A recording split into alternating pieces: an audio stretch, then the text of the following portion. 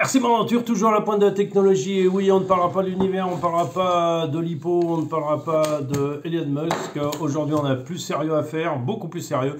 Écoutez, pour la réponse, c'est pas la réponse, c'est du coup un abonné. Je suis toujours en contact avec lui et pour du matériel, pour des véhicules et tout ça. Donc, il va se reconnaître tout seul. Et il m'a posé une question et j'ai envie de faire une vidéo parce que je pense que ça va intéresser beaucoup de monde cette question. Et elle est très intéressante. Voilà. Donc ça concerne cet engin-là. Enfin, voilà, tout simplement cet engin-là. Voilà, vous le voyez en grand. Alors, je peux vous le mettre là-dessus sur cette espèce de palette incroyable. C'est joli. Moi, je trouve ça marrant, ce look palette. Alors, n'oublions pas que nous avons toujours systématiquement avec Betty, nous avons... comment elle s'appelle je ne sais plus. Jean Erso et Finn, donc qui sont pas du tout dans le même film et qui se sont jamais croisés de leur vie, mais bon, c'est pas grave. Et toujours cet improbable copain suggéré par mon fils que ça ferait de la couleur. Donc voilà. Donc maintenant vous allez voir tous les trois sur les vidéos maintenant qui concernent Betty. Je la mets dans le décor, c'est rigolo. Moi ça m'amuse en tout cas. Je sais pas si ça vous amuse. Vous pouvez me dire ouais c'est nul. Vous avez le droit, mais ça continuera parce que ça me fait rire. Voilà. Bon c'est pas le but. Aujourd'hui on parle de ça parce que effectivement ce véhicule c'est Betty B17. Alors voilà, Betty B17, il y a 10 000 exemplaires, les 10 000 exemplaires ont été faits, ça a été vendu, c'est fini. Donc on la trouve plus, elle est plus en vente, sauf peut-être dans certains pays où, effectivement, il en reste quelques-unes en stock. Chaque modèle est numéroté, donc je vais vous montrer ça. Malgré que ce ne soit plus la carrosserie de B17, ah bah oui, mais moi je risque d'avoir coupé le truc. Attends. Moi, c'est le 4041 sur, pardon, 9999. Alors, c'est écrit là. Voilà. C'est 4041. Moi, j'ai le modèle 40040. Enfin, j'ai le numéro 4041. Voilà. Alors, il y en a à qui ça plaise beaucoup, cette carrosserie de Betty. Bon, c'est normal. C'est plutôt sympa. C'est un peu fluo, un peu machin. C'est un peu rétro-moderne. Ce qu'il fait bien, et en fait ça correspond au 10e anniversaire de Axial, puisque c'était le premier Axial qui était sorti et était exactement le même, avec les mêmes pneus, et voilà, tout en plus petit pour le 15e anniversaire. Donc ils ont sorti Betty en 1.24. Voilà, donc c'est fini, on n'a plus, enfin quasiment plus sur le marché.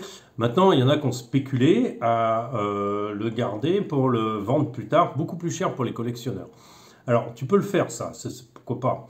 Mais ça considère plusieurs choses. Ça veut dire que ta boîte, elle n'est pas ouverte, il n'est pas utilisé, il est encore dans sa boîte d'origine, scotch scellé, dans le truc, il est encore dans la boîte, quoi. Après, et c'est pas le vendre maintenant, c'est trop tôt, tu le vends dans 5 ans, 10 ans, au moment où tu vas sentir que, il va y avoir un engouement pour ce modèle. Voilà. Et là, tu pourras le ressortir et le vendre 1000 € si tu as envie. Après, il faut trouver des acheteurs, mais je sais pas. Je sais pas, je n'ose pas spéculer en disant il y aura du monde qui sera intéressé. C'est toujours un peu pareil, c'est toujours un peu... c'est comme les voitures de collection à l'échelle 1, c'est pareil. Il y a des voitures qui marchent, qui se vendent très bien et qui même sont plus chères que quand elles étaient neuves, beaucoup plus chères. Et il y a des voitures, ça marche pas. Mais en avance, c'est difficile, il faut vraiment être expert pour ça. Moi, je suis pas expert là-dedans. Mais il y en a qui le font pour ça et qui cherchent à faire ce genre de culbute, quoi. C'est intéressant. Bon, je remets un petit personnage, pourquoi pas. Moi, j'ai pensé aussi à le faire, mais je me suis dit non, ça m'embête. Alors, par contre, voilà, c'est là où je veux en venir exactement. C'est que, du coup, celui qui veut la Betty B17, mais qui ne veut pas spéculer là-dessus, en fait, ça n'a pas grand intérêt de l'acheter. Pourquoi? Parce qu'elle est surcotée, elle est trop chère. Bon, en l'occurrence, elle est autour de 170 €, ce qui est excessivement cher pour ce que c'est. Parce que Betty B17, qu'est-ce que c'est? C'est le Deadbolt. C'est le Deadbolt, simplement, avec une autre carrosserie et d'autres roues. C'est tout. Il n'y a rien de plus. Il n'y a même pas le nouveau comment ça, ESC, qui offre beaucoup plus de progressivité, un bien meilleur contrôle. Il n'y a pas les nouveaux pneus, et encore les pneus Axial. En général, Axial, les pneus sont pas géniaux. Voilà. En général, tous leurs modèles. Hein. Alors, tous leurs modèles crawler, attention, parce que tous les modèles, le Yeti, le machin, le truc, je sais pas. Mais en crawler, généralement, la première chose que tu fais, tu vires les pneus. Hein. Mais partout, hein, c'est d'office. Sur quel que soit le modèle, tu le vires. C'est la différence avec Traxxas. Traxxas, bon, les pneus sont pas mal, sont plutôt bien, parce que j'utilise, moi, encore. Voilà. Donc, ce que je voulais dire, c'est que je vous conseille plutôt, ça vous fera beaucoup plus intéressant financièrement et ce sera beaucoup plus intéressant aussi de le faire parce que c'est aussi un plaisir de faire ça. Si vous voulez la Betty, achetez pas la Betty parce que la Betty est surcotée et il n'y en a plus sur le marché, donc les gens qui en ont essayent de la vendre très cher. Voilà, alors si un modèle utilisé, c'est moyen, il faut vraiment que l'état soit bien parce que c'est trop cher. Et si c'est encore dans sa boîte, pourquoi pas, mais le gars il va vraiment augmenter la dose, il va le monter à 200-250 euros hein, actuellement. Bon, ce qui est hyper cher pour un modèle comme ça, hein, l'achetez pas comme ça. Surtout c'est pour rouler derrière, c'est pour rouler, non, c'est pour rouler, acheter le Delboat, même si vous n'aimez pas la carrosserie, c'est pas grave. De toute façon sur Betty, si vous voulez aller avec, vous n'avez pas le choix. Vous n'avez pas le choix. Grosso modo, sur tous les SX 1.24, vous n'avez pas le choix. Vous devez changer les pneus, les roues. De toute façon. Les roues, pourquoi? Parce que j'ai essayé de décoller les pneus, ça ne marche pas. Le pneu se déchire avant même d'avoir réussi à le décoller. Moi, j'ai fait bouillir les pneus pendant, je sais plus quoi, un quart d'heure, 20 minutes. Ça ne servait à rien. Le pneu s'est déchiré. Tous sont déchirés. Alors, ça ne sert pas à rien. Moi, je ne voulais pas les garder. Donc, de toute façon, c'est comme ça. Mais... de toute façon, vous allez devoir changer les pneus et les jantes et les roues. Alors, les roues, vous avez moyen d'avoir des roues couleur chrome qui sont vraiment pas chères. Je crois qu'elles sont autour de 3-4 euros. Les 4 roues, c'est vraiment pas cher, mais elles sont en plastique, elles ne sont pas lestées. Donc, vous avez, c'est une Jora. Une Jora fait aussi des options pour le 24. Et vous allez trouver des roues beaucoup plus sympas. Enfin, ça dépend ce que vous voulez faire. Hein, c'est toujours pareil. Et voilà. Par contre... Vous avez Proline qui a travaillé sur un vraiment bien bossé. Et par contre, moi, j'aime énormément Proline, sur tout point de vue. Hein, pour l'instant, j'ai rien trouvé qui marchait pas. Sur Proline, ils ont sorti les Irax en 1.24 qui sont une pure merveille. Alors, les Irax en 1.24, attention, je dis aussi, achetez les Irax Proline en 1.24, s'il vous plaît. Achetez pas les copies chinoises. Donc, je crois que c'est une Jora aussi qui fait les copies. Les copies ne sont pas avec la même gomme et le rebond n'est pas le même. Vous n'allez pas accrocher de la même façon. Attention, c'est aussi valable pour les 1.9. Les 1.9, autant moi avec les Irax de chez Proline, je suis super content. Ceux qui les ont sont super satisfaits à peu près partout et à peu près par tous les temps. Alors que ceux qui ont les Jora, dès qu'il pleut, ça ne marche plus. L'accroche, elle n'est pas si géniale que ça. Attention à ça. Vous allez voir, ouais, c'est moins cher, c'est la même chose. C'est la même chose dans l'aspect physique. Mais ce qui fait l'accroche d'un pneu dans du VTT, je sais de quoi je parle, c'est pas que l'aspect, la structure, comment il fait. C'est surtout la gomme. La gomme est super importante. Voilà. Et c'est ça où Proline est très bon, c'est qu'ils ont une très bonne gomme. Voilà, et ils travaillent leur rebond excellent, parce que là, je les ai, les Proline. Voilà, alors je vais essayer de vous le mettre à la lumière. Alors, sans plus les jantes d'origine, parce que j'ai récupéré les jantes de Betty qui me décalaient un peu la largeur du véhicule, et je les ai recollées. C'est pour ça que je sais très bien que les jantes, vous n'arriverez pas à les décoller. Donc, elles sont moussées, elles ont un excellent rebond, et ça marche très très bien. Franchement, je n'ai pas à me plaindre de ces pneus. Vous voyez ce qui passe, il n'y a rien à dire. Voilà, j'ai pas mieux à vous présenter que ça. Alors, il y a des chaînes qui présentent d'autres trucs, pourquoi pas, mais pourquoi faire compliqué quand on peut faire simple? C'est directement ça, vous serez content. Voilà. Après, là où je veux en venir, c'est que de toute façon, vous allez devoir changer vos pneus et vos roues. Donc, le côté sympa de la roue de Betty, avec le trait vert autour, vous allez perdre tout de suite, parce que du coup, de toute façon, vous allez devoir les changer. Deuxième chose, si vous voulez rouler avec et devoir changer les pneus, ce qui va griller, c'est le moteur. Donc le moteur ne tient pas très longtemps. À part peut-être dans les nouveaux modèles, ils ont peut-être fait un effort, je ne sais pas, j'en ai pas. D'accord? Les moteurs, en fait, ils grillent très rapidement. Ça tient 2 mois, 3 mois, pas beaucoup plus selon votre utilisation, voire 4 mois vraiment si vous utilisez très peu. Mais le moteur, en fait, l'option la meilleure que je trouve, et la moins chère, c'est acheter le moteur du barrage. Vous en avez plein, ils sont vendus par 6 sur Banggood ou AliExpress. Achetez-les par 6, vous embêtez pas. Même ceux-là, ils grillent, mais ils grillent beaucoup moins vite. Ils ont un bien meilleur contrôle, ils ont beaucoup plus de puissance. Donc, ce qui fait que c'est beaucoup plus intéressant. Et vous avez un meilleur contrôle, quoi. Quand vous avez de la puissance, vous avez un meilleur contrôle. Il n'y a pas photo. Voilà, donc ça, voilà. Donc, si vous voulez vous faire un genre de Betty ou un truc comme ça, achetez le Delboat, c'est le moins cher. On le trouve dans les 100-110 euros maintenant. Et vous changez les roues, ça vous coûte une trentaine d'euros, je crois, les 4 roues de chez Proline, pas loin, enfin ça dépend des sites. On va faire max 30 euros, un grand max. Et après, vous allez plutôt dans les 25. Et après, vous allez acheter une autre carrosserie. Vous avez toutes les carrosseries de chez Axial sont disponibles en non peinte. Elles sont toutes disponibles. Mais elles sont très chères. Elles sont dans l'ordre de 40 euros pour une petite taille comme ça, c'est un peu cher. Après, bon, ça c'est pas du Axial, hein. Mais après, je peux comprendre que faire petit, ça coûte pas moins cher que de faire grand.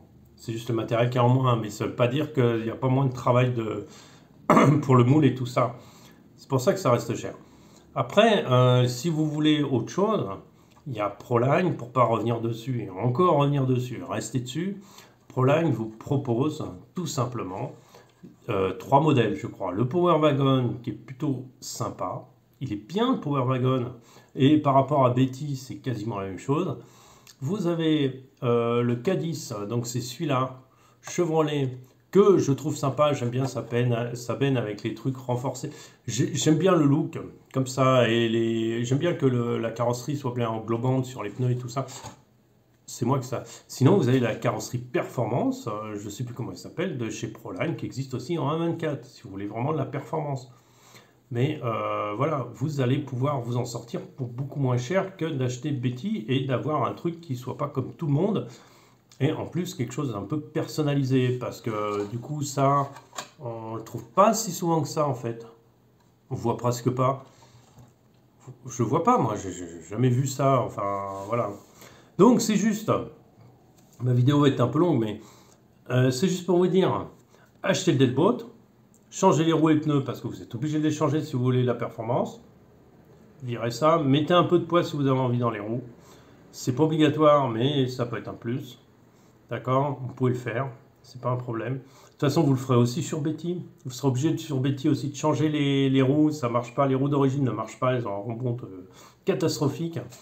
Ce qui fait qu'au lieu d'adhérer, elle sautille. C'est une catastrophe. Et c'est pas que dû au ressort, hein, c'est dû aussi au rebond du pneu lui-même. Et après, vous aurez envie de... si vous avez le Delboat, vous n'aimez pas la carrosserie, vous gardez le Delboat en enlevant toute la structure plastique au-dessus pour baisser le centre de gravité ou en la retaillant pour qu'elle soit minimaliste pour la performance, voire vous essayez de la descendre et la recouper. Pour la performance, si vous voulez faire performance, et si vous voulez faire un truc sympa, vous achetez une deuxième carrosserie. Alors chez Proline, elles sont moins chères que que vous les avez chez, comment on appelle ça, que chez Axial. Il y a aussi une autre marque en fait, c'est J-Concept, mais alors la disponibilité, les frais de port et tout ça, en venant des États-Unis, ils offrent pas des carrosseries, c'est pas moche, mais c'est pas si intéressant que ça. Mais regardez, J-Concept.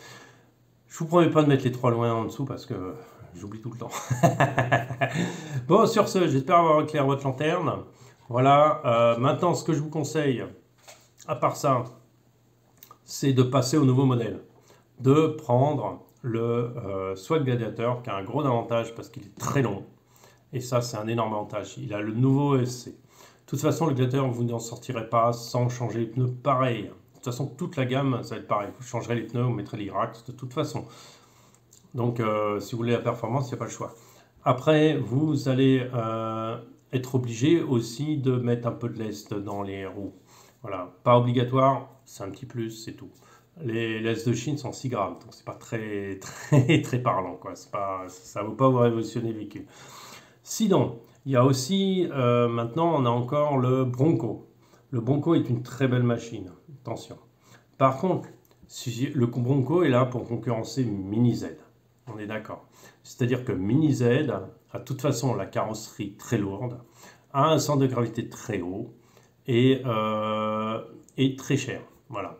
La différence entre le Bronco et le Mini Z, la finition va être quasiment la même. Mini Z, on a encore un niveau de finition au-dessus. On a encore des détails supplémentaires par rapport au Bronco. Attention, le Mini Z n'offre pas d'intérieur, mais le Bronco offre un intérieur. C'est à vous de choisir un peu. Le problème du Bronco, le gros problème du Bronco, comme le Mini Z, ça va être sa stabilité. Trop de poids en hauteur, dû essentiellement à la carrosserie.